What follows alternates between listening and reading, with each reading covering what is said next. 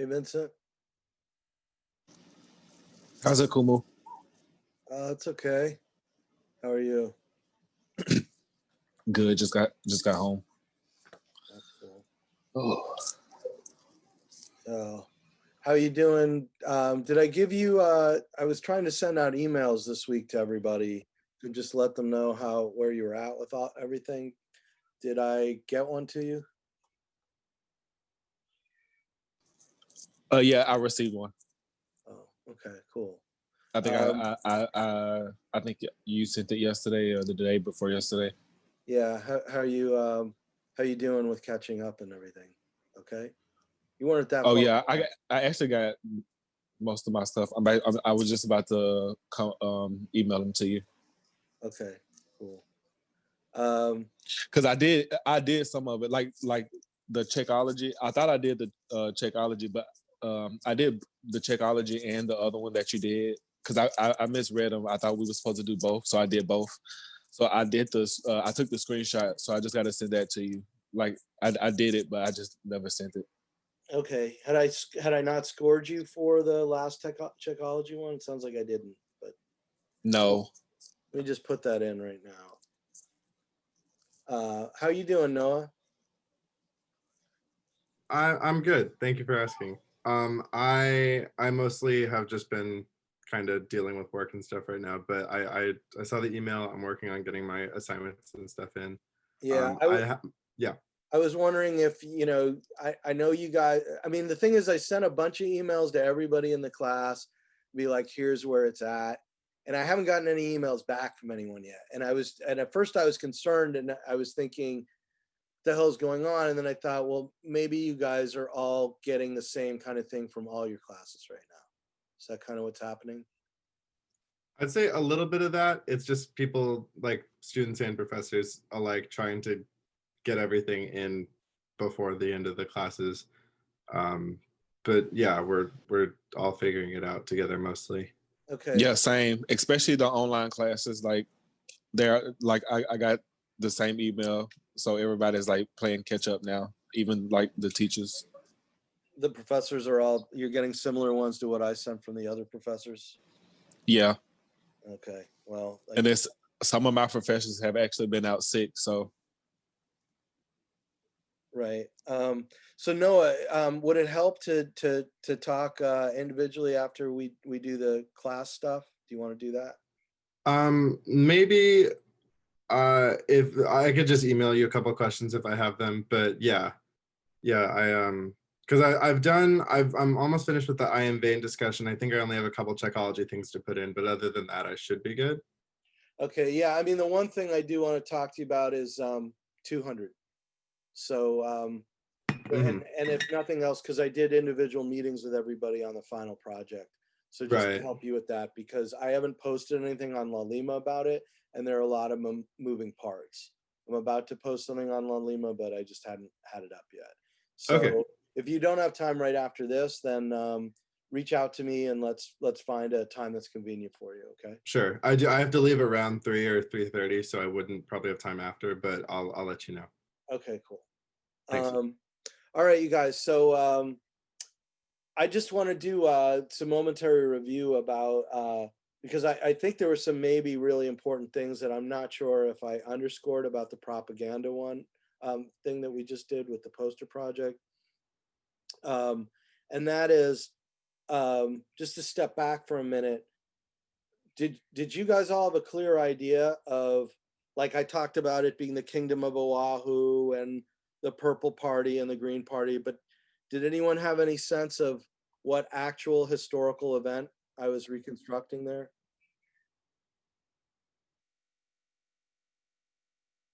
How's your history? Did it ring any bells as you were reading that description for what you might have been reenacting from actual history as you did the poster project? The Red Party was communism, right? Yeah. Like history as in Hawaiian history? No. Oh, okay. No, I just made it. No, it really has nothing to do with Hawaiians and, all that.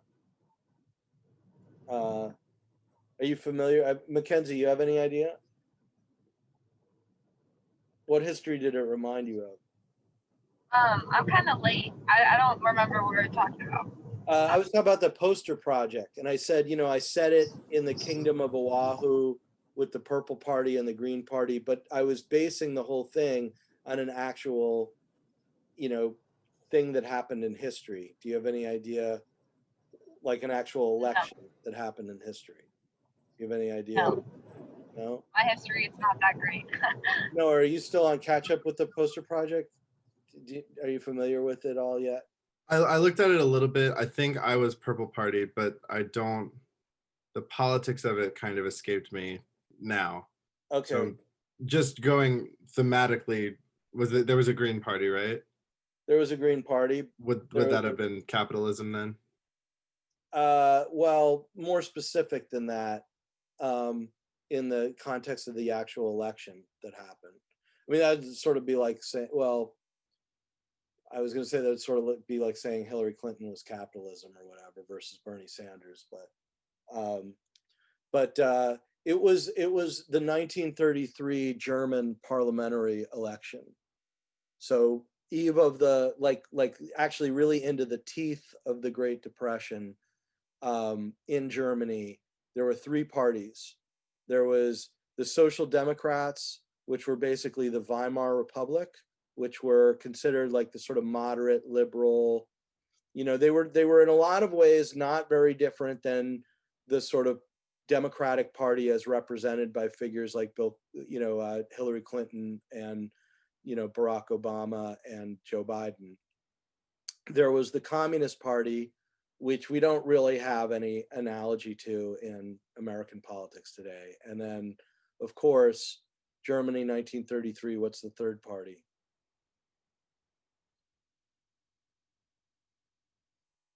You guys know this. Germany, 1933.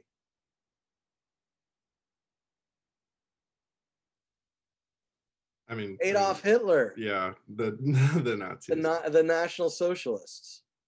So this was the election that brought Adolf Hitler into power. And the Purple Party is the National Socialist Party or the Nazi Party. And so do you guys remember me bringing up the big lie? And remember, I found it remarkable that Libby had done this image of the stabbed in the back for her poster of I think she did Purple Party or something, and that's because the Nazis were selling two what we've called since the big lie. Okay, one of them was that the Jews are the puppet masters of the world.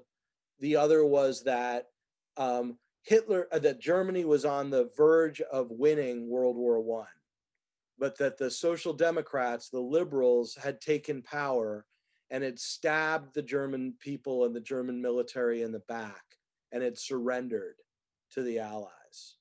So they said we were stabbed in the back. And what's crazy a little bit about all of this is, that I've been teaching this using the same exercise since about 2012, 2010, something like that. And it's actually an exercise that was taught in the schools since the 80s. But as someone who's written about and published about this history for a long time, I'm very familiar with stabbed in the back. I'm not used to seeing it appearing in the daily newspapers now. And what's been crazy to me is just in the last couple of weeks, this stabbed in the back word is appearing in newspaper editorials and in discussions on cable news, and just in the regular news coverage. And it's because people are saying that in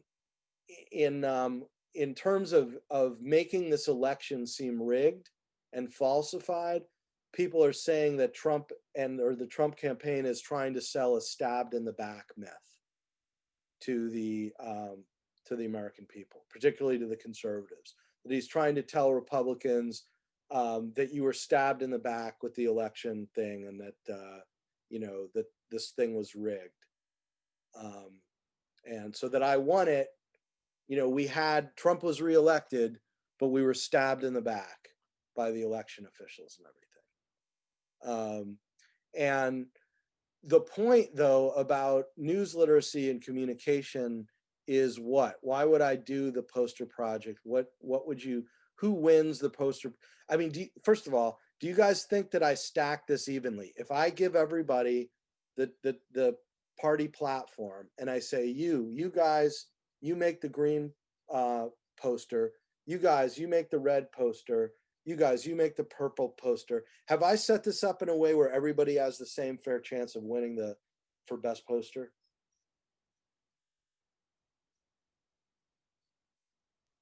I mean, I feel like this topic specifically isn't something.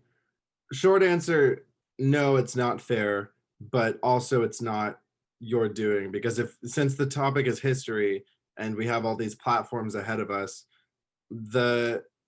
our predisposition is going to be towards policies and events that we personally prefer. So it's not unfair in the sense that you've stacked it, but it's people are more. Yeah.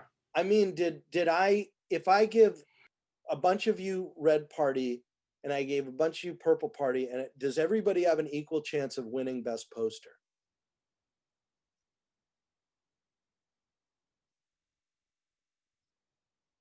So what is No, because there's no from the Green Party. What? I said no because there's no one from the Green Party, right? So like essentially, yes, everyone was set up like equally to win. If we all every party had a fair enough amount of chance to be chosen to win. Did they? I mean, you're supposed to win by making the most effective poster, right? Is it just as easy to make an effective poster if you're the Social Democrats as it is if you're the communists, or as it is if you're the National Socialists? You think everyone's given the same hand to play? Are you guys familiar enough with the different platforms? Let's just review for a second. It's the Depression, right? What do the communists tell the public? What do they say? What do they say the problem is, and what do they say the solution is? Look at it that way. Do they do that? Just going off of what I know about communism, I'd say the problem is big business and the solution is like a decentralization. Workers, it should be the unionizing. Yeah, they're more extreme than union, right? They're communists, so they're, the proletariat. Everything should be collectivized. So the economy everybody should have the same hand. All the workers should own all the business, basically, right? The business is in the hands of the workers, right? All capital is in the hands of the workers, right? So problem is big business and the bankers. Solution, give all the power to the people, right? What do the Nazis say the problem was, and what was the solution? Great Depression.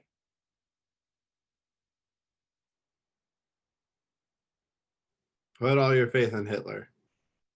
The Jews were the ones who created the Great Depression, and the solution is to get rid of the Jews, and that'll solve the problem, right? You get rid of the ones who created this mess, you get rid of the problem. What do the Social Democrats say is the problem and solution? This, to give an analogy that you guys understand this politics the best, what would it's 2008 and Obama is running for president. How does he explain that? Let me just strap on my 8-year-old brain for this one. This could be a trick question. I want to say some kind of subsidy, right? Or they don't have an answer, do they? Did the Democrats explain things that simply? I don't know. Well, I mean, what about Biden? What did he run on? Was it, Trump, you got Make America Great Again, right? Build a wall, Muslim ban, right? We're being invaded by people from south of the border. We build a wall, we're going to solve that, right? What did the Hillary Clinton, and you see what I'm getting at? In other words, in politics, the simpler that you frame things in terms of the problem and the solution. It doesn't have to be true. The simpler and the clearer you can frame things, the stronger your message. So when I assign all of you guys, well, you know, Vincent, you're going to be the red party, and Noah, you're going to be the purple party, right? You're going to be the National Socialist Party. Vincent, you're going to be the Communist Party. Noah, you've got to you've got to make a poster for Joe Biden. Who's going to naturally have the advantage? The two people with the simplest message to put on a poster, right? They're always going to have a better poster, because they're not going to be trying to put, see, the problem you had, Vincent, not to pick on you, because lots of people did this, but like a lot of people, you tried to put all the points of the Green Party, where you were the Green Party, right? You tried to put all the points of the Green Party on your poster, right? That's not going to be as effective as a poster as like Libby's thing of just like one image of the stabbed in the back. Yeah, I know. I realized that after the point. So what message do you take home about news literacy and communication from the exercise?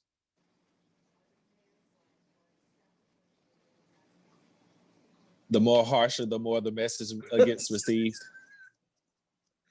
Maybe so. I mean, that honesty doesn't always pay off in politics, right? That Yeah. You know, that a lot of Yeah. times you come up with the truth is often complicated.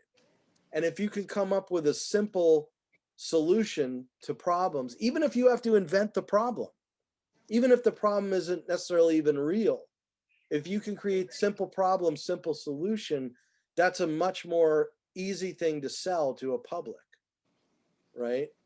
I mean, there's a Right. corollary in advertising or public relations like that, right?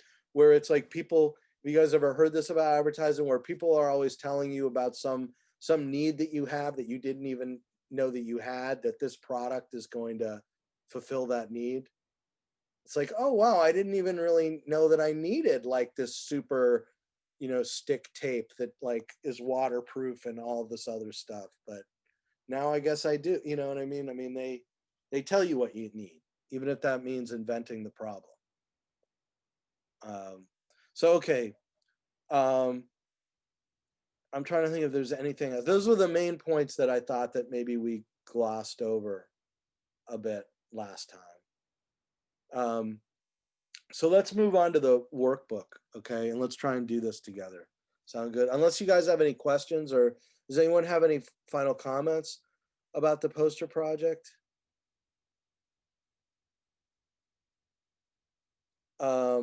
Did you guys learn something from it, you feel like, in doing it? Yeah, after what you just explained. Right. Well, you know, I don't know how many of y'all are going to see. I'm having a little hard time. You know, I'm a mass communicator. It shouldn't be so hard, but knowing how to communicate to the whole group, you know, because I can lecture you all, but it's a little different than trying to get you guys to figure it out on your own. And I'm always trying to get you guys to figure it out on your own first. So Mackenzie, what did you think of the different projects we did for the class? Where would you rate the poster project? Well, I like watching the movies, and I really like doing the journalism movie project. And so I would put it as a second to that one, just because I like being creative and I like putting ideas together. So yeah. Okay. Number 2. That's cool. And Noah, I guess you're still exploring it. Any sense of it? Yeah, I mean, it's I saw some of the other ones, and I like the concept of it. It's a good lesson in propaganda, having us make our own. Yeah, of course, now I already gave up the game. Do you see? What I like doing usually, even though it's kind of unfair, is I set up this competition. I mean, pretty much every time the purple party poster wins, and then we unpack it and talk about why. Then just don't give the winner anything, or assign the purple party to someone you already like. So who who's winning right now? I mean, because I think somebody else jumped ahead, Noe. It was I thought it was Elizabeth. Is it Elizabeth now? I thought it was. Well, there she goes. She went right off of the Hitler playbook and she won. So just like Adolf did in 1933 in the original version. Okay, so let's share this workbook thing. And I guess, should we go over, maybe before we do that, should we go over opening the freezer? Maybe is this the deconstruction workbook, the I am vain one, or a different one? The I'm vain one. Okay, you know sure. what? Let me walk you guys through the 2 PowerPoints before we get into applying it, okay? Since we're doing this as a video for the rest of the class anyway. Didn't we do the I am vain already a couple weeks ago? We did, but I think maybe I never posted that on Lalima.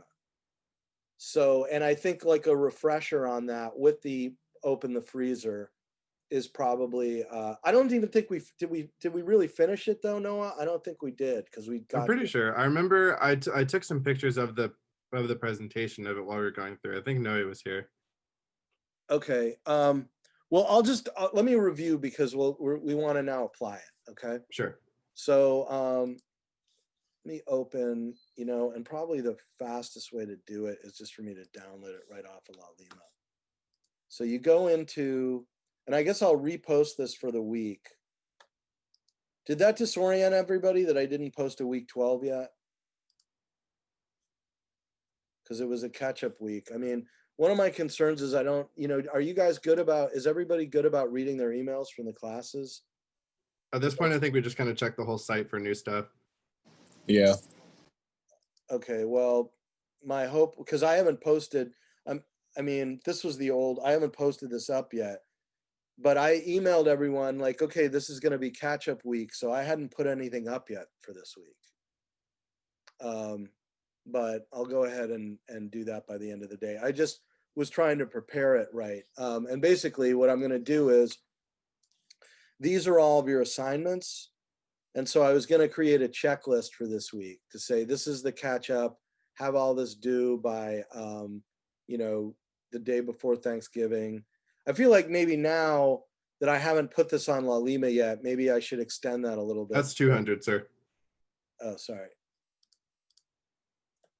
So here's the grade book. Okay.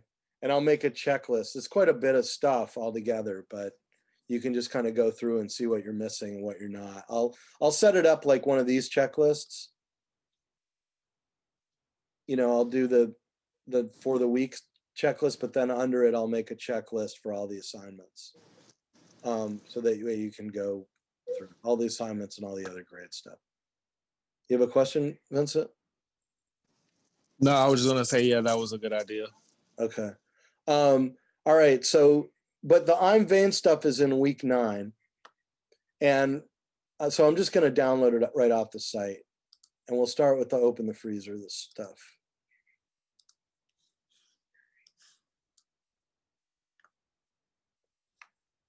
Let me download the other one.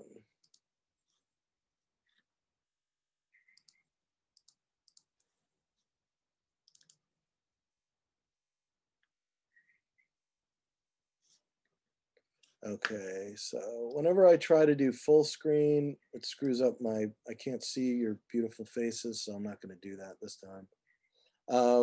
Well, although I think I need to. Hold on, let me go ahead and do it, because there's animation in this, I think. So, okay, so this is all about verification. We did go over this. So there's this concept that this whole slideshow is about, which is this, that gets summed up by this phrase, open the freezer.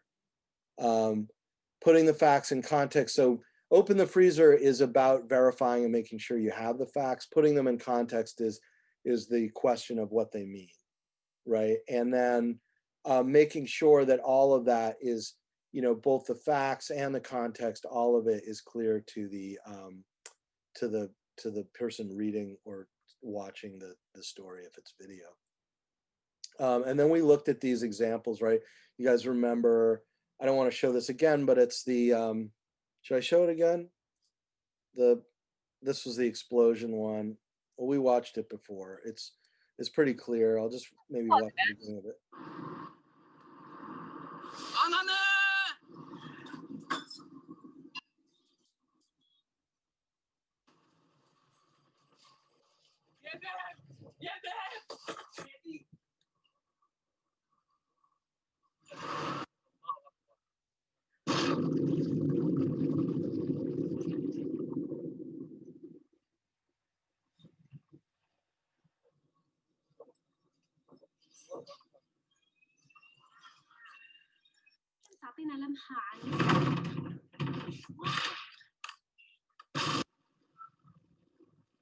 Okay, so, and we had an interesting discussion about the fact that, you know, can you fake stuff like that? I mean, and arguably you can fake anything in this time, but in a loose, at least on a sort of from 20 or 30,000 feet, arguably there's kinds of evidence that you know, that we take as relatively reliable even in this day and age.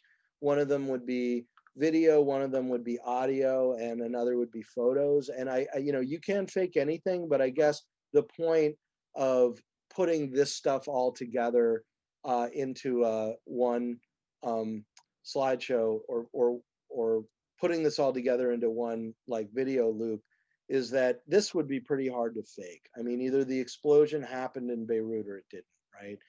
This one we listened to the other day again, and it's this idea that we're hearing audio from the meeting that went on, where there was sort of some insider trading shared about the virus, so that people knew to pull their money out ahead of the virus when the rest of us weren't warned about the virus. And so that's illegal. And the fact that there's audio evidence is what we would call direct evidence.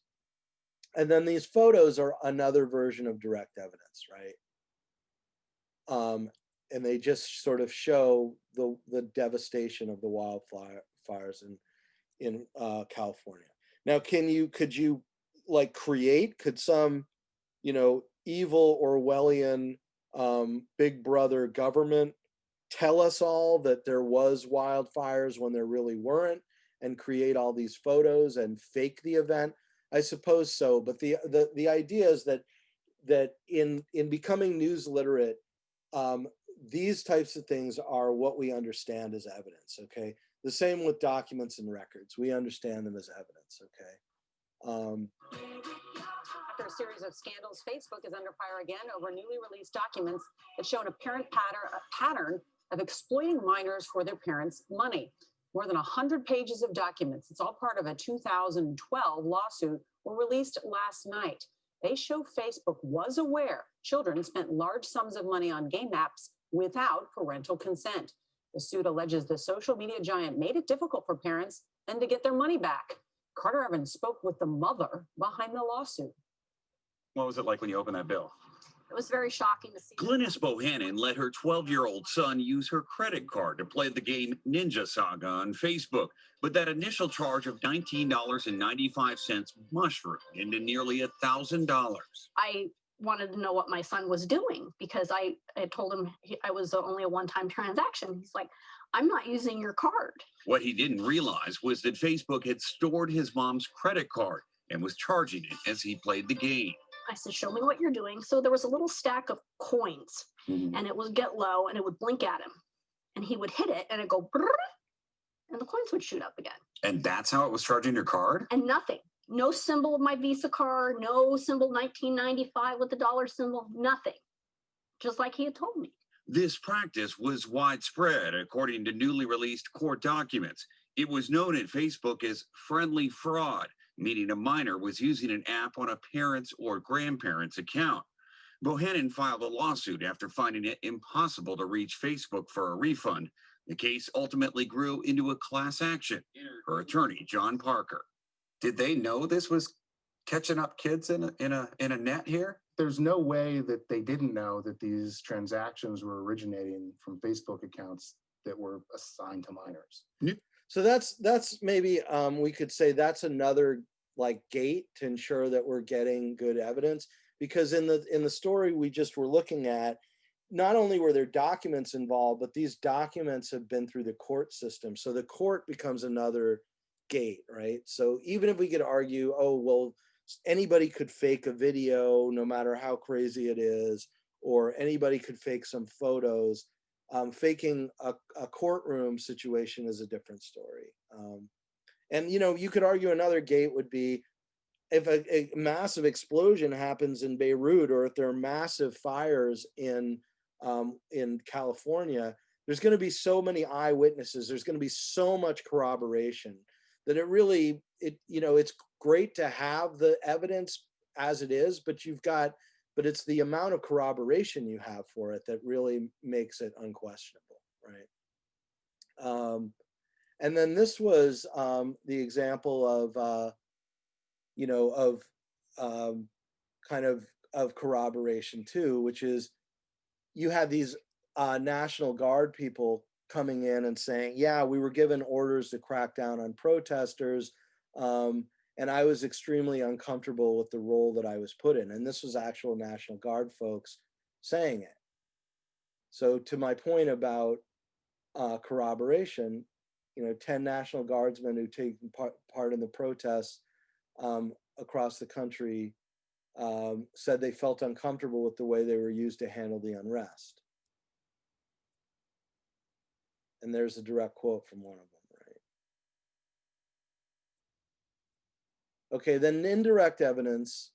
This is like, you know, do you guys remember what we said was the courtroom version of this? What we call this in court when it's secondhand like that? Hearsay. Yeah, it's hearsay.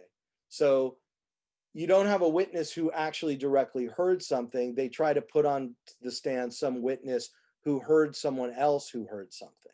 And that's inadmissible in court, right? And it's also very weak evidence in journalism, right? If you don't have direct evidence of it, or you just have the representative of whoever talking, you don't have the actual person talking, even that is a kind of a lesser form of indirect evidence that's also not so good. Computer models. So, you know, it's one thing, this has come up a lot with the election, you know, how well are you able to really predict the election based on putting in all this information? One of the big problems with computer models is, how many of you guys know, what are some of the big problems with computer models? Any of you guys know? I don't ask you guys the easiest questions. It's like the garbage in, garbage out. That if you don't have good data going in, you're not going to have a model that spits out something that's really informative. So like one of the problems with models that would predict election outcomes is that the polls turned out to be off. So then the predictions were off.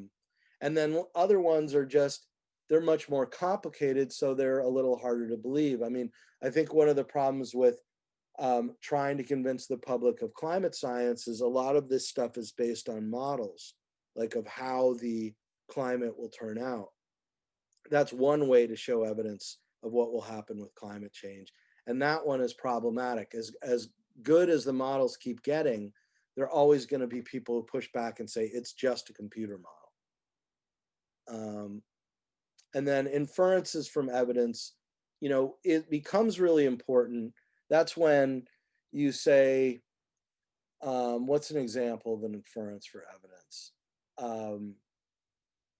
It's like, well, all these people are showing up on campus today, so there must be some kind of an event going on. We don't know why they're all showing up. Maybe they all had class today, you know, who knows? This is an example of inference for evidence. Okay, why are Oreos as addictive? They say Oreos are as addictive as cocaine to your brain, and why? A small new study suggests the brain responds to Oreo cookies just like it responds to actual drugs, or at least if you're a rat, right? So rats were given Oreo cookies and they were given cocaine, I guess, and they responded in a similar kind of a way. And then this is where we get to the point about opening the freezer. And the point of that was just where that analogy comes from is that during the Hurricane Katrina news coverage, there were supposedly all these dead bodies that were stored in a freezer. And the reporter who wrote the story about that, Katrina's body count could reach 10,000, was ended up the headline for it, had been told by a couple of National Guardsmen, oh yeah, there's this freezer right behind us and it's full of corpses. Well, the problem is the reporter himself didn't open the freezer. If he had, he would have found out there were no corpses in there. He believed the National Guardsmen, but it turned out the National Guards people hadn't actually checked the freezer themselves. They had heard it from other people. So it was just a rumor and nobody actually opened the freezer to check. So that's kind of an applicable analogy here, right? In terms of like, if the reporter hears, oh yeah, there's all these emails showing Hunter Biden did this or that or whatever, did the reporter actually look at the emails? Did they actually see where they came from? And do they, through looking at that, know for a fact, that this is what happened, right? Or that these things are true. So maybe a better analogy is like a recording, right? Some lawyer contacts you and says, yeah, I have recorded evidence of insider trading. I have recorded evidence that the congressmen were all brought in to be warned about the pandemic, and they all pulled their stocks out of the stock market. And if the reporter was to fail to actually listen to the audio recording, then the reporter failed to make that extra step of opening the freezer. So you guys get the analogy? Okay, so let's quickly run through this second thing. The I'm vain, did we go through this checklist? I think we might have, but let's review, okay? And then we'll apply it. So,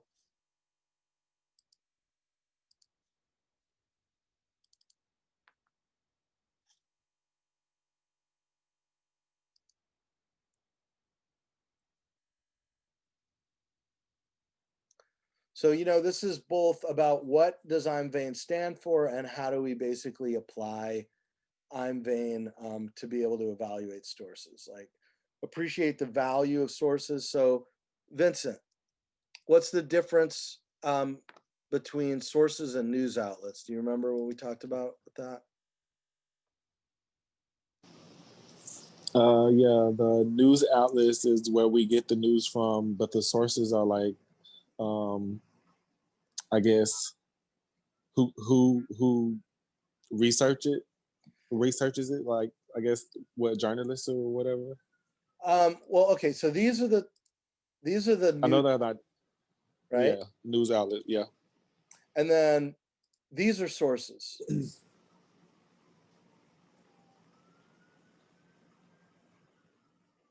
You see what I mean? These are the sources the reporter relies on in a given story to say this is what happened or this isn't what happened.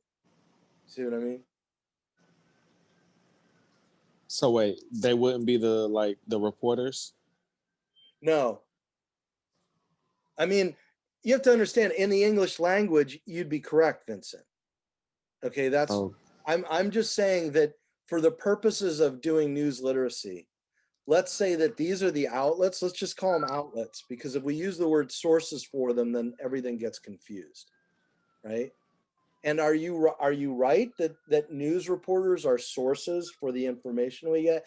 Yes, absolutely. But for the purpose of news literacy, when we're talking about sources, let's refer to the individual pieces of evidence and the people that the reporters rely on for their stories. So within the story, is that clear? Yeah. Okay. So in this case, and here they're referring literally to people, right? A student locked down inside a classroom told CNN by phone that the shooting began in the cafeteria. So the student is the source for that story, right? CDC Director Tom Frieden is the source in this one. Okay. So to go back to this, appreciate the value of. Oh, are they witnesses then? Will they be Are the like the sources witnesses?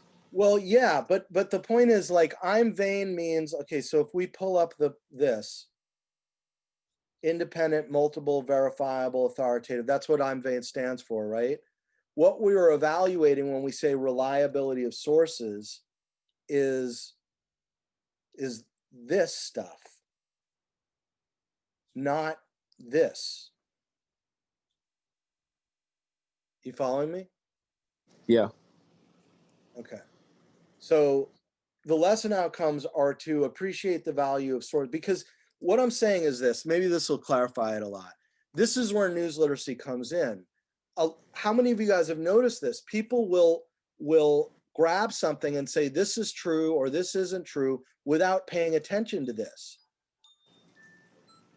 or without paying adequate attention, or without a clear and systematic way of evaluating that. Have you guys noticed that happens?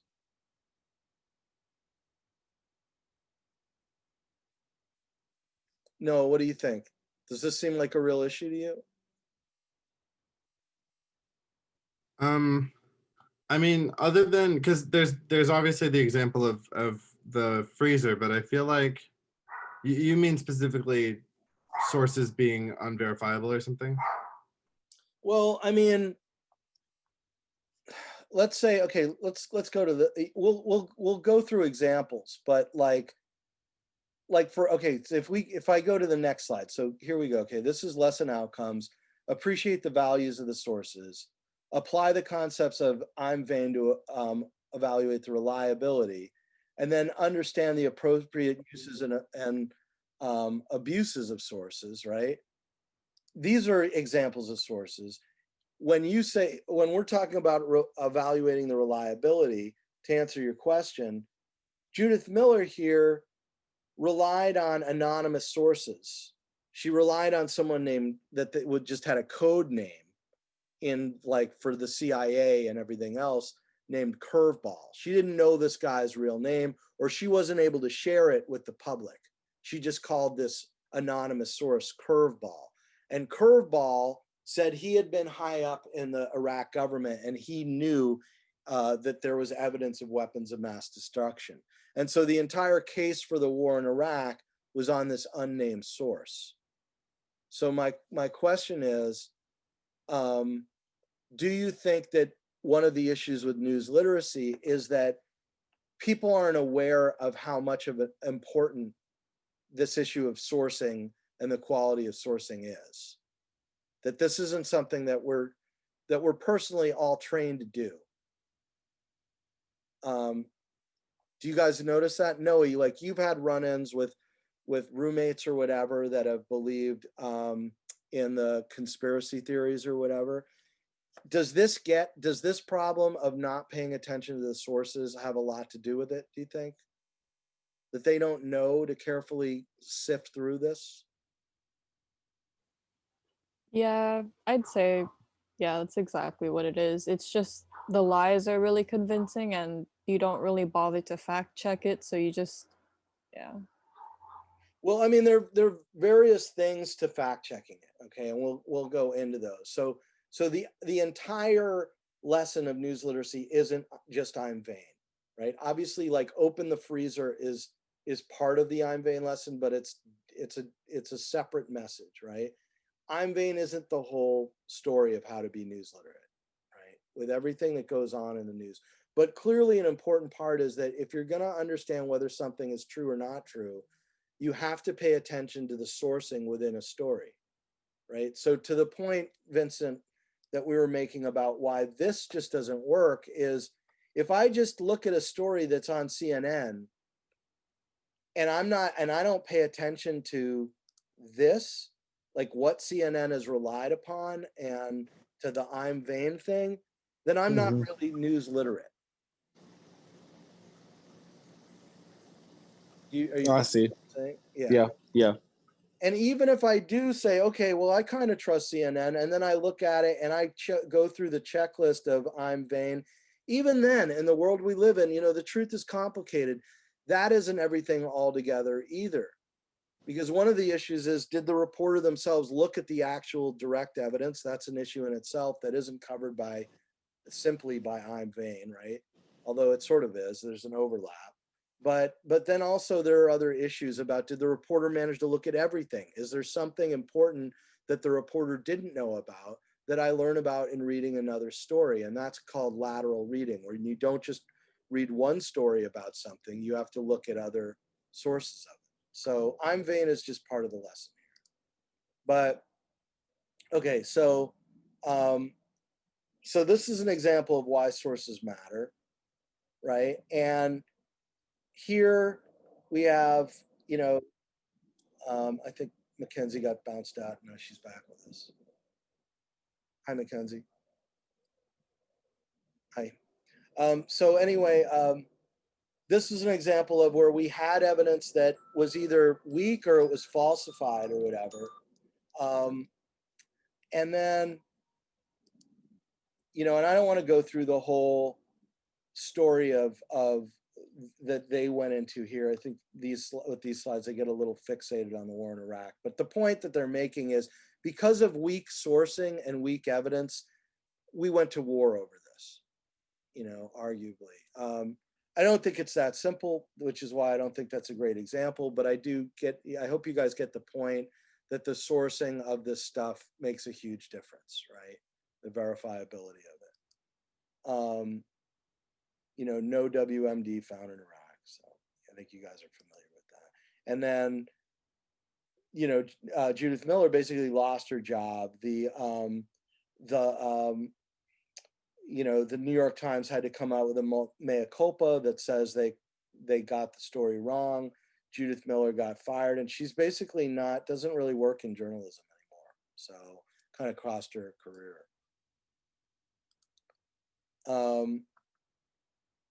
They depended, at least in part, on information from a circle of Iraqi informants.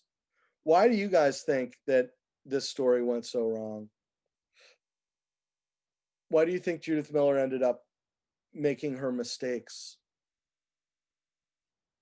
She believed too much in her higher up source to the point where she didn't really question it. So she just kind of kept going with the story until it got kind of out of hand, I guess. Yeah, did any of you guys want to add to that?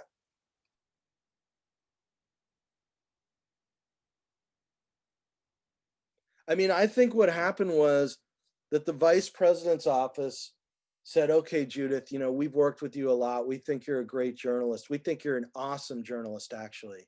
We think you're such a good journalist that we're going to let you in. I'm vice president, and I meet with the top people in the world, like the top people in the country over intelligence, the people that are with the super top secret, super secret, whatever. We're going to let you in the room right now. And we're going to give you the information that no other reporter in the world has, because you're such an awesome reporter. And so I'm the vice president of America, and here's the head of the CIA, and here's some stuff from Curveball. Go for it. It's your exclusive story. And she got seduced by power, right? And she overlooked this open the freezer issue. She probably didn't lay her hands on the actual evidence, or the actual evidence that she did see wasn't compelling enough in and of itself. And she also relied on this anonymous source for one of the most important stories of the century, right? And then there's this, right? Critical thinking. Now, that's what I mean about I'm vain, maybe not covering everything. You can't apply I'm vain without critical thinking. But let's step back for a minute, since we're on the critical thinking slide, because I think critical thinking is an entire, yes, it overlaps with open the freezer, and it overlaps with I'm vain, but also think back on the examples I gave you of the Hunter Biden story, right? You guys remember going over this? I think we talked about it a bit on Tuesday. What was the allegation that was made in those New York Post stories?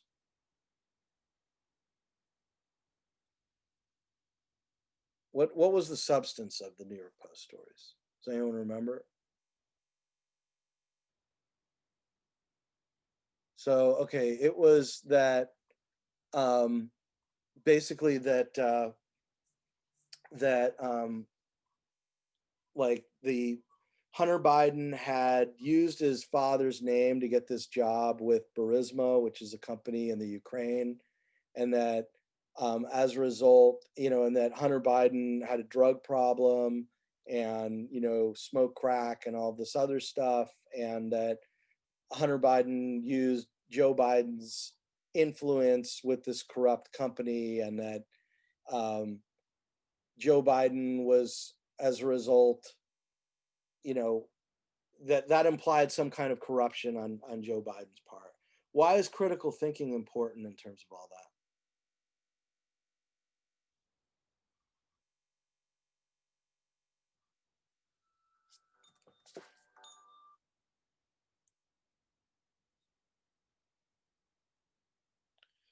Mackenzie, you have any idea? No, I don't know. I'm trying to piece it together and figure it out, but honestly, I'm not making any connections. Right. Is that maybe because Joe Biden isn't Hunter Biden and Hunter Biden isn't Joe Biden, that one was the father and one was the son? And Joe Biden, you see what I'm getting at? Yeah, So that there's different people. Yeah, if I uncover a lot of evidence about Joe Biden's son and him trying to use the influence of his father, does that make his father corrupt? No. No. Him corrupt. Right. But can you see how if I put that out there with a whole bunch of stories and then I show pictures of Hunter Biden with prostitutes and with crack and everything else, now it's all of a sudden a big story that looks really bad. But does it look really bad for Joe Biden at all? Or have I just created a lot of mess?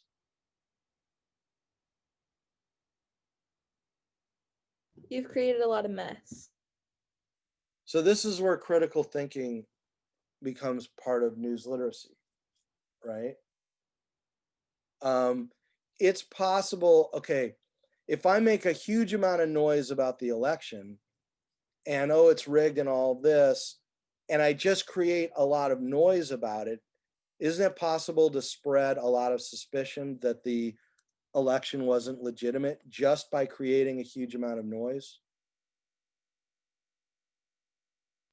Maybe, because people start to get skeptical and just kind of doubt the election. Right. Is that okay, do you think?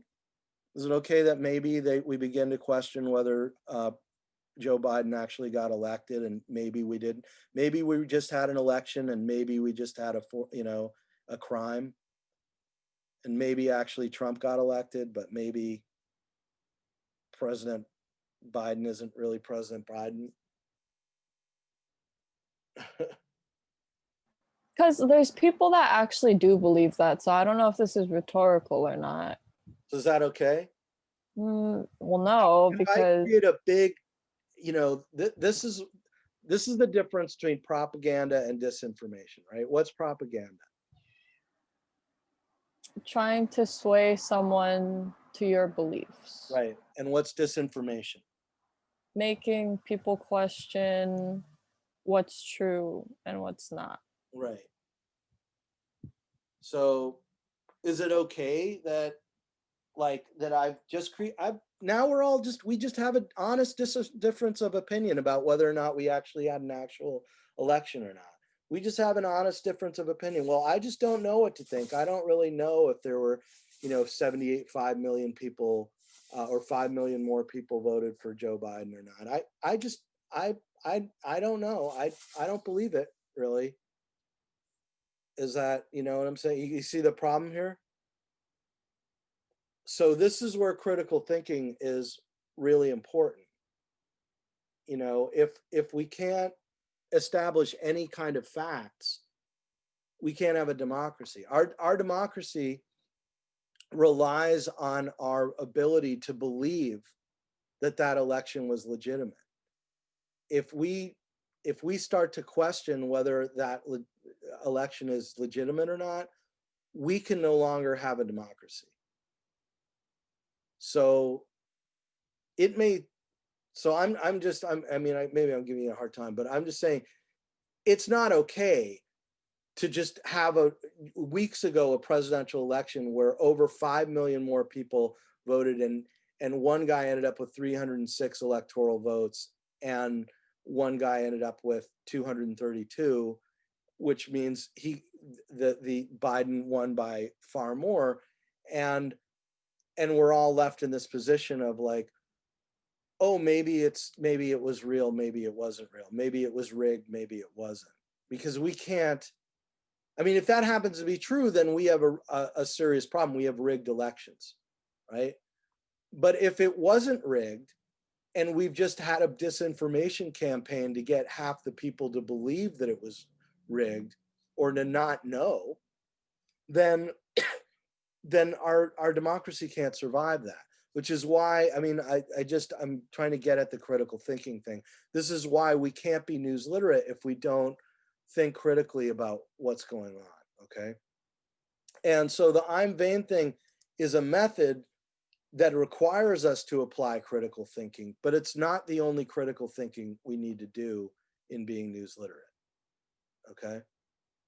And then in terms of evaluating it, this is like a checklist that that I'm giving you guys with the workbooks where you can kind of figure out what's reliable and what's not, okay?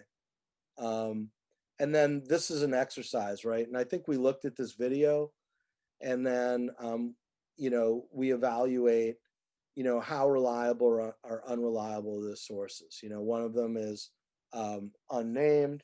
So I'm going to maybe put this on hold for now because that's actually in the workbook so we can get back to it.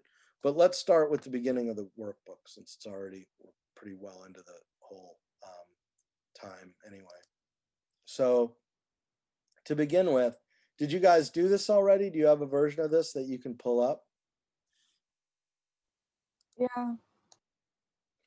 Okay.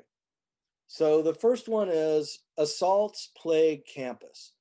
And before we get into really vetting I'm vain or not, we have to figure out, is the claims in the story supported by the evidence in the story? So the claim would be like here, the headline, assaults plague campus. Is there evidence in the story that supports it? Again, critical thinking, right?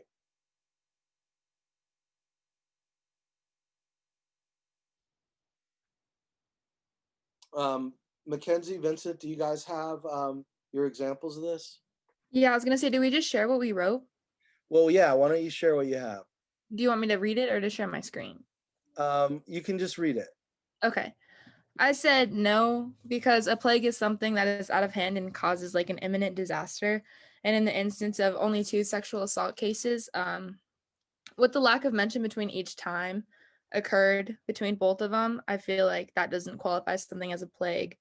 I said I would change it to something about being aware of your surroundings and making sure your guard up is when uncomfortable in situations. And Correct. that was just talking about the headline. Yeah.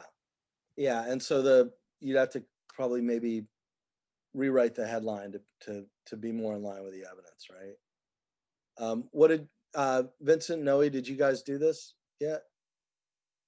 No, I haven't did this one yet. This is the only one that I'm missing. As far as the homework assignments go? Yeah. Okay. So do you understand what she's talking about here? So Or the only one that I'm working on. So the question is, does the headline support the story? The headline is assaults plague campus, and she's looking at the fact that two women were reported sexual assault, and she's saying that's a big assaults plague campus is a big claim when only 2 women have reported sexual assault. We don't know how far apart in time those 2 were, right? 2 men allegedly involved with assault are known to police. Okay.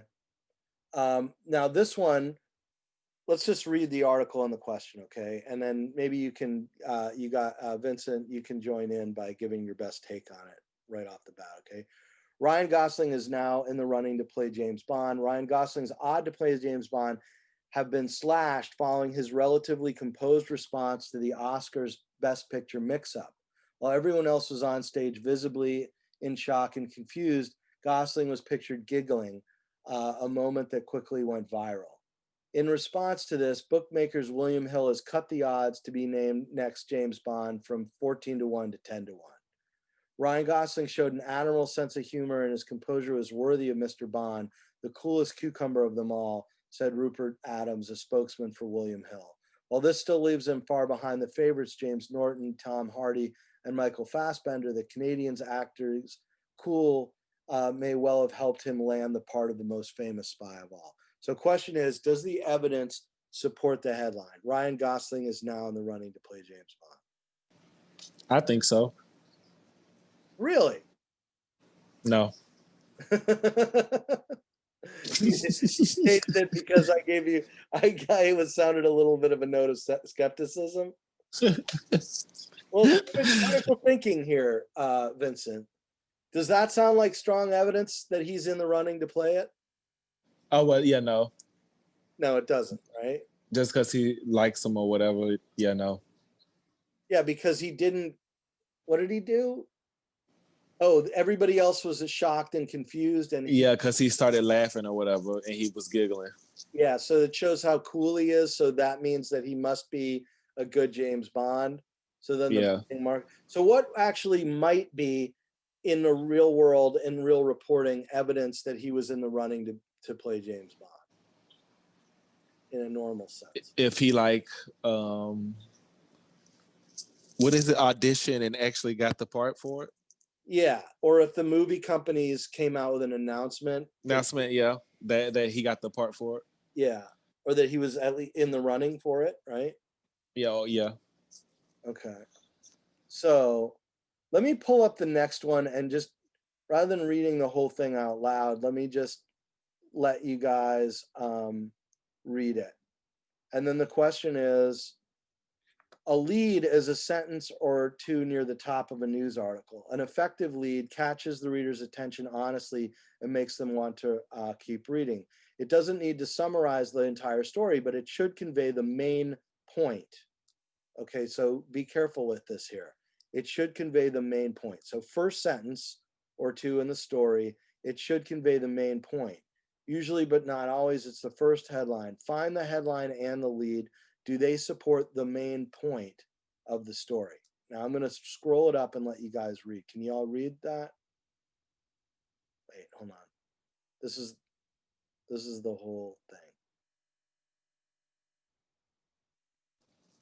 I think we both read them.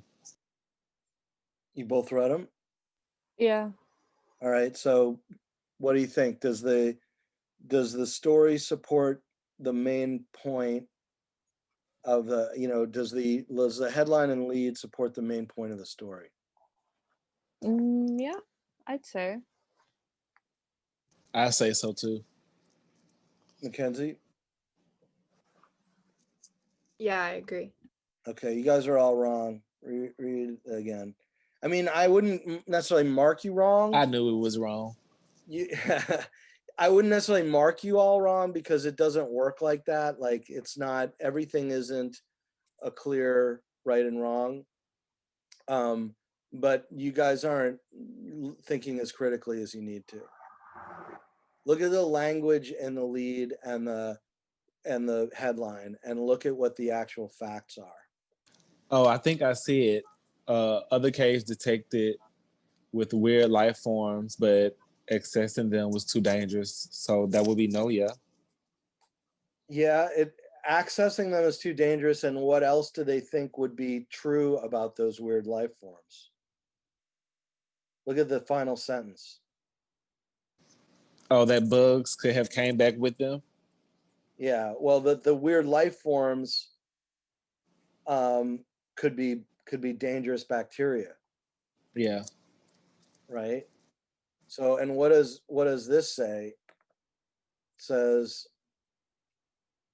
raising hopes of finding alien organisms.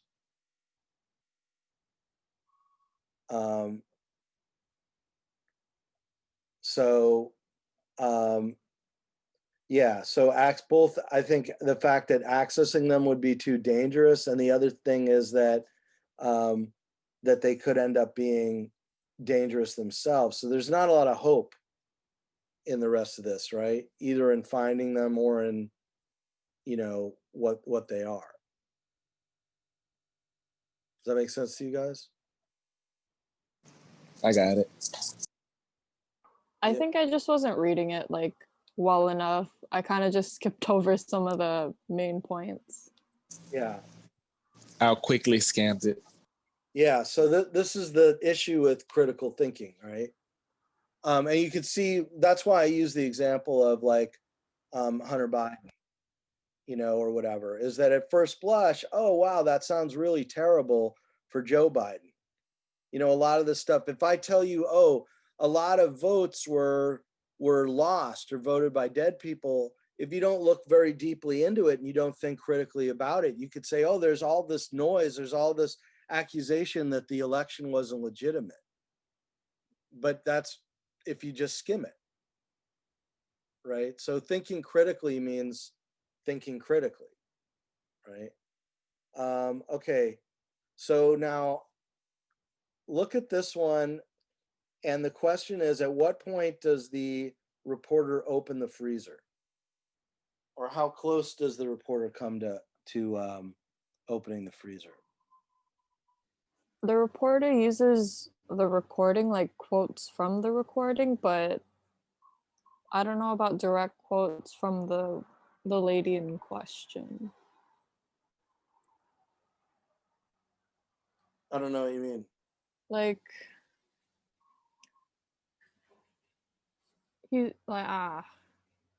yeah, it's some parts in the story. It's like he said on the recording. So I'm assuming that the reporter got a hold of the recording, which is indirect All right. evidence. What might tell you whether the reporter did or didn't? A good question.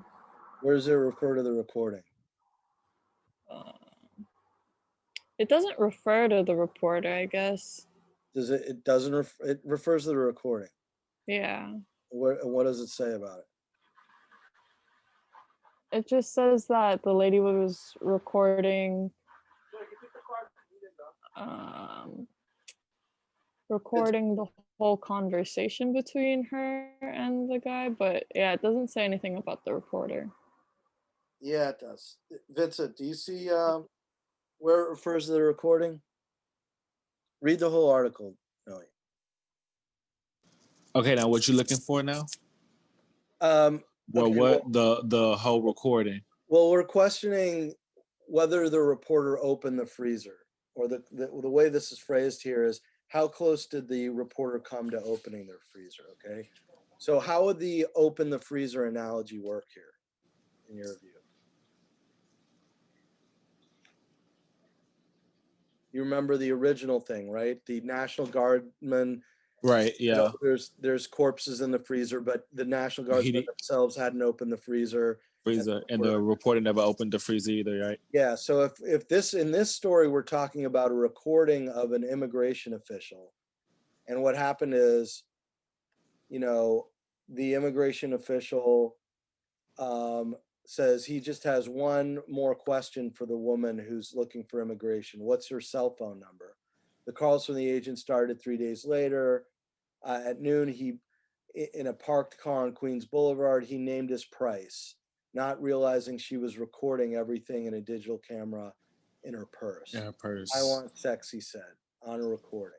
Okay. So in this analogy, what's the freezer? What's inside the freezer? What are the corpses in the freezer? Would it be the recording? Yeah, the recording. So what in that analogy, how would the reporter have opened the freezer? How would they have opened the freezer? By listening to the reporter. To the recording, yeah. Okay. So they ask here, how close does the reporter come to opening the freezer? So where do we get a clue about that if you read this article? You got a reporter and you got a recording.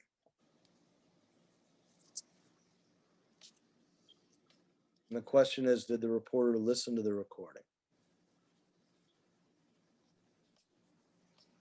No, Yeah. yeah. No? Well, where does it refer to the recording? Okay, wait. You got to read the article. A 16-minute record in which a woman took. So you, yeah. Yes. Wait. Read. Keep reading. Read that sentence. Vincent, go ahead. Oh, a 16-minute recording which a woman first took to the New York Times. Oh, well then, yeah. And then to the Queens District Attorney suggested. Oh, well then, yeah. You just got to read the the article. Oh no, I read the 16-minute recording, but then when you said read, I thought it was in the last paragraph, so I was scamming through the last paragraph. Right. Yeah. So you guys gotta read carefully, right? Are you? So okay, so that mean that they did open the freezer then, yeah? Yeah. Noe, do you understand what we're saying?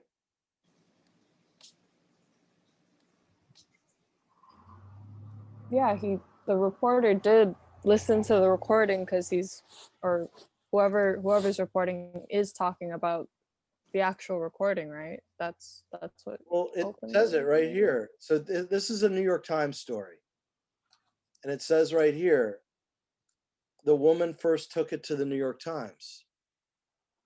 So the reporter tells us that the recording was taken to the reporters. Oh, okay. Okay, yeah, I totally just glossed over that. Yeah. So what do you guys take away from this and this and this so far and this? How are you going to do your deconstruction homework? You're going to need to read carefully and think critically, right? Now, we haven't even really gotten into now if we're going to do I'm vain, this is where we had to get that sorted out first. Now we can start doing I'm vain. That was this thing about number 11 was this one of the Success Academy teaching, right? So the question is read this article, and the question is identify examples of transparency in the story. What kind of evidence does a reporter rely on? Did the reporter open the freezer? Is the story fair? Using I'm vain, evaluate the assistant teacher as a source. So going back to the PowerPoint,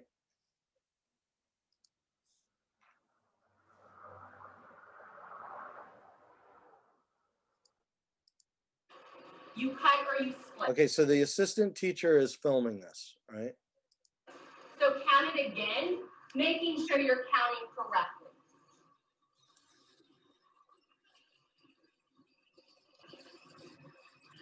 Count.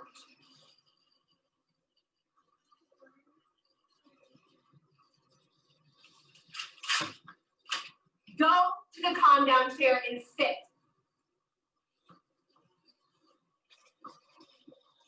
There's nothing that infuriates me more than when you don't do what's on your paper. Somebody come up and show me how she should have counted to get her answer that was 1 in a split. Show my friends and teach them. Thank you. Do not go back to your seat and show me one thing and then don't do it here.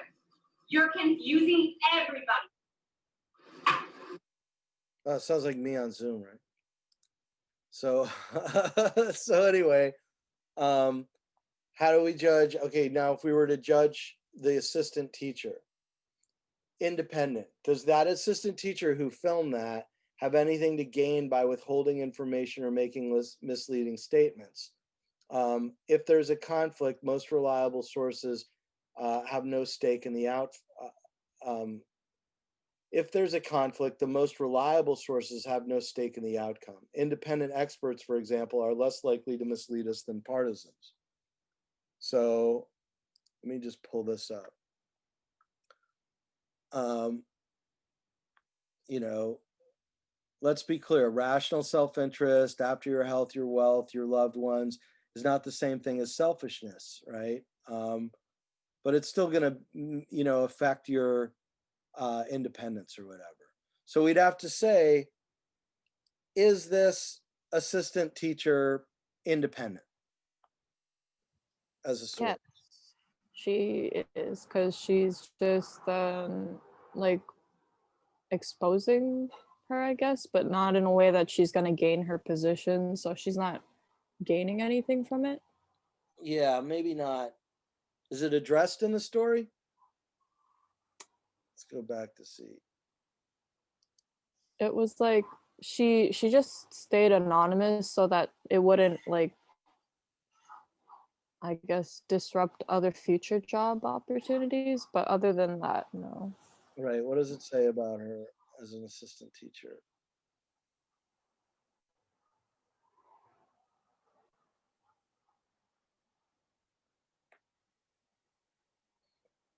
The assistant teacher said she saw, did we hear about the assistant teacher earlier, or is it? An assistant teacher who is concerned by what she described. The assistant teacher who's assisted on, all right, now, what about transparency, right? Do you guys see where the transparency is happens in the story, or the effort at transparency at least? Right here, right? Who insisted on anonymity because she feared endangering her future job prospects. Shared the video with the New York Times, right? And that's where we know also with the video that they opened the freezer. For that matter, we've seen the video ourselves now. Right? Okay, what about the next criteria? So that's independent. Are there multiple sources? No, that was just the one video. Well, but there's Successes owns training materials, right? Provided by the network's leader. Say that teachers should never yell at children or use sarcastic tone. All right, so there's, you know, so there's a question of whether this woman is independent too.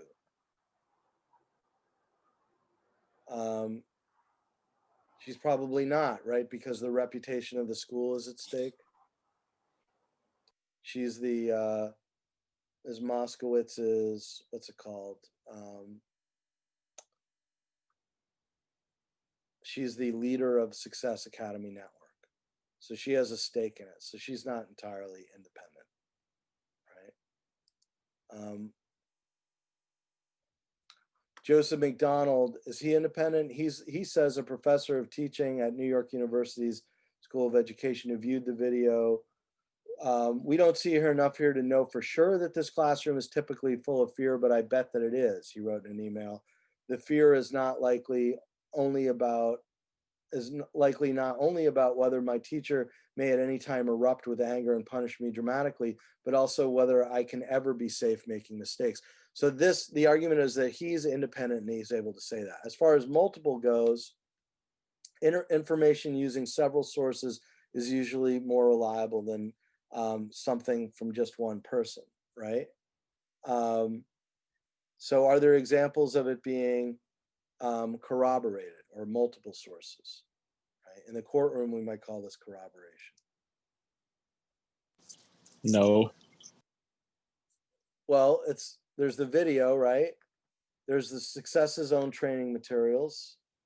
There's interviews with 20 former Success teachers, which suggests that Miss Dial's behavior might not be extreme. It's not uncommon within the network. And then there's this comment by this guy. So in that sense, there's multiple, right? Oh, well, yeah, then it would be. Yeah. How about verification? So what do we mean by verification, first of all? So I'm vain, independent, multiple. Is it verified? What do you guys think verification means? Is the person exposing or bringing to light this video a credible source? Well, you also have A for authoritative and I for informed. You have I for independent also. So the credible source is the person independent? Are they authoritative? Are they informed? But V, is the information verified? What does that mean? Is there some other information? Is there something that backs up what the first person said? So it's like multiple, right? Is it verified in some way? So are the sources claimed verified? So there's video, there's former teachers describing what they witnessed, and there's McDonald again.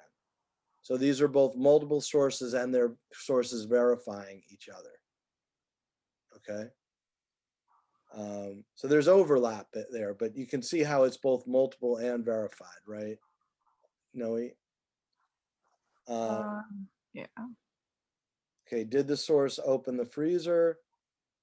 Yeah, they did by, looking at the video. So that's another thing about verification, right? If I actually watch the video, if I'm the reporter and I actually watch the video or I listen to the recording, then I'm verifying it myself, right?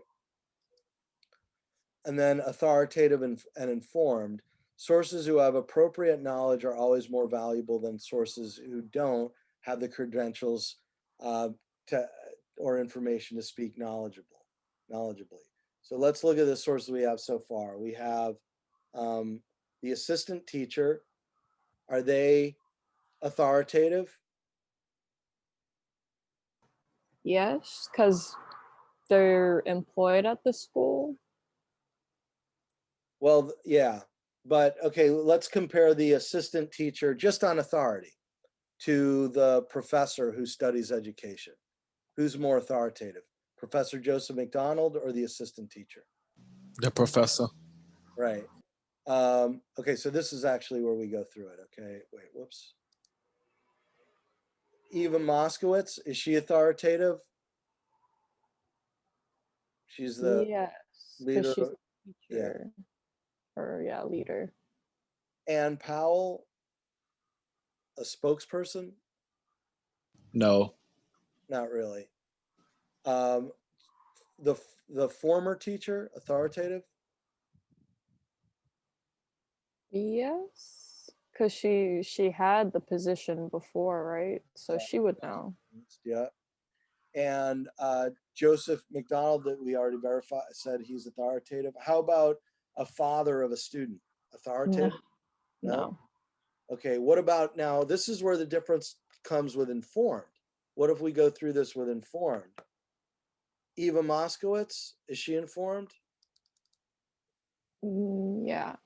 In part, but she wasn't in the classroom at the time, right? And she hasn't been there all the time, right? Compare her to where's the assistant? Is the assistant professor? Okay. What about that? It's not on this list, but what about the assistant teacher? Is the assistant teacher informed? Yeah. No. She was.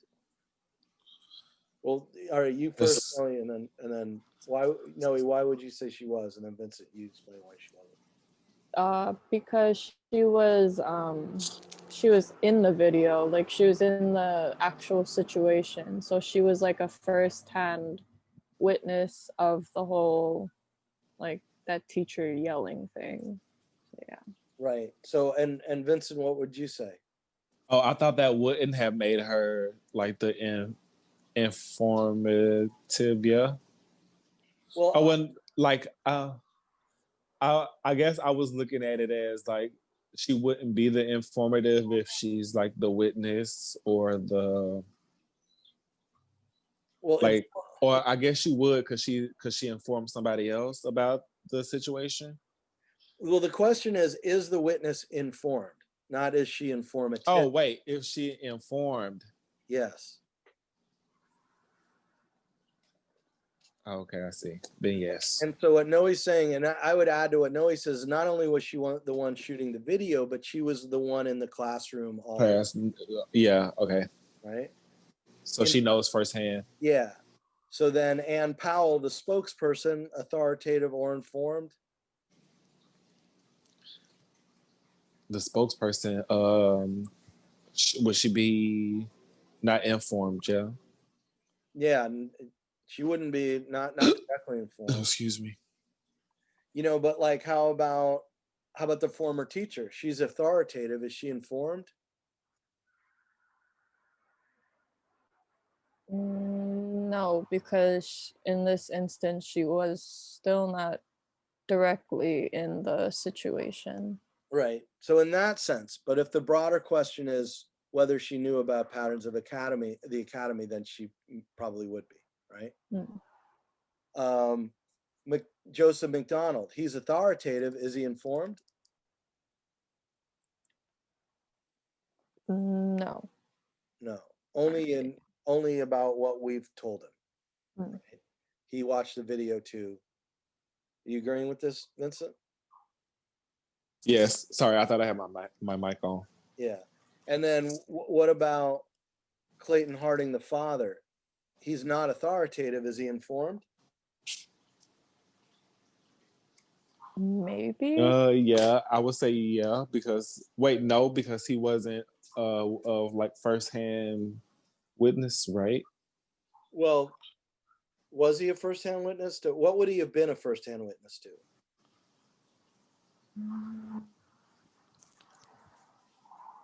Maybe like seeing the video? Yeah.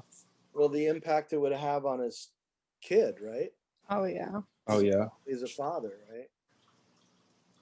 So sometimes people are not authoritative, but they're informed on a story, right? And then named. So there's one person who's not named, and that's the assistant professor, right?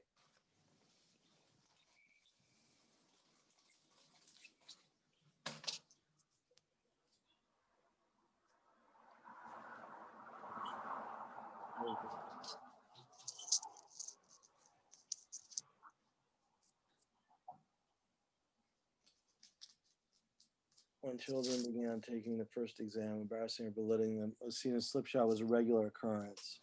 So this person went so far as to put their name on very damning statements about Success Academy. So that lends a lot of credibility to the story, doesn't it? Yeah.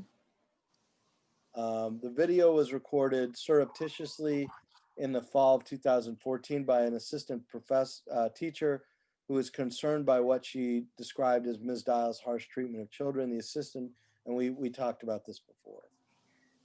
So she was not named, but is there transparency on the part of the reporter about why that person is anonymous? Yeah. No. What? Oh. Did you say no, Vincent? I said no. Well, okay, but if the reporter explains why she's anonymous, then that's what we're referring to by transparency. Oh, okay. I see. Okay. So is it totally transparent? No, of course not, because the person wasn't named. But for the sake of, the final exam and just learning I'm vain and news literacy, when I'm going to ask you guys, was there transparency here? What I'm going to ask you about is, does the reporter make an effort to explain? Okay. All right. And you can see that as the example here, right? So that's I'm vain in a nutshell. Do you guys have any questions about it? I mean, obviously what's going to happen is with more of these workbooks and then with the final, it gets more sophisticated, right? Like there's this one, using I'm vain, evaluate Raymond Kelly, Ashanti Jackson, etc. for this one. You know, what are examples of transparency in this one? So it gets more evaluate on vain for this one. It gets more challenging, right? You guys have any questions?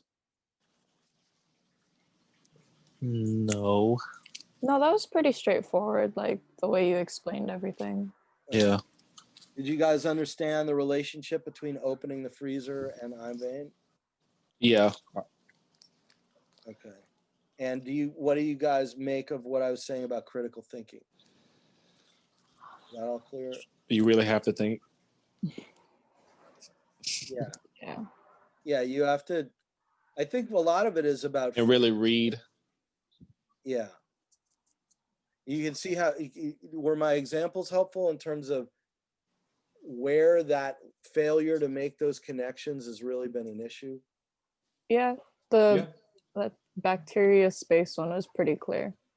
Or Hunter Yeah. Biden or the election. You guys see how it's playing out now? Is that? Yeah, I could relate those to disinformation and like differentiate it between propaganda and that. Yeah, it was pretty good. Okay, guys. Well, so thank you all. I guess if you don't have any more questions, do you guys have any other questions about your work in the class or anything else? You know what's due, what's not due? Yeah, can you make a checklist of that, like how you were saying? Yeah, I will. So I know for sure. And I'll post you know, this video on La Lima for everyone as well.